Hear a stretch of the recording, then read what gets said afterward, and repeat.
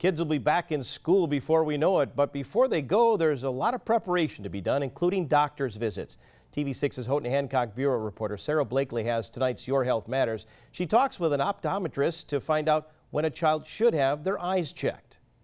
Just looking at your eyes with a biomicroscope. We're told to have our eyes examined at least once a year. For parents, now is the perfect time to have your child's eyes checked before school begins. Dr. Craig Kurtz of the Vision Clinic in Houghton says a child is never too young to visit the optometrist. If both parents wear glasses, sooner is better than later. 2 is not unreasonable.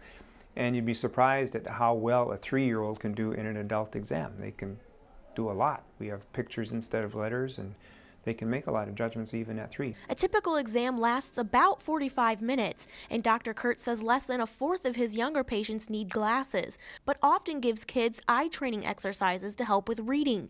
He says children are able to wear contact lenses as well, and many of his more athletic patients find them useful. The more practical consideration is how responsible the youngster is. So if I have a responsible 3rd grader who I know will keep his or her hands clean when they're handling the lenses, no problem. Whether your child is having trouble reading, has frequent headaches, or poor hand-eye coordination, it's best to get eyes checked sooner rather than later. Many times somebody comes and sits in the chair and can't even read the big print, the 20/60 for example.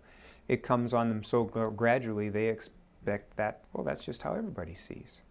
And so a lot of things we find that the patient doesn't notice. And for parents, it could be easier to take your child to the doctor over the summer rather than pulling them out of school for an appointment. But there's only a few weeks of summer left. Sarah Blakely, TV6 News, Houghton.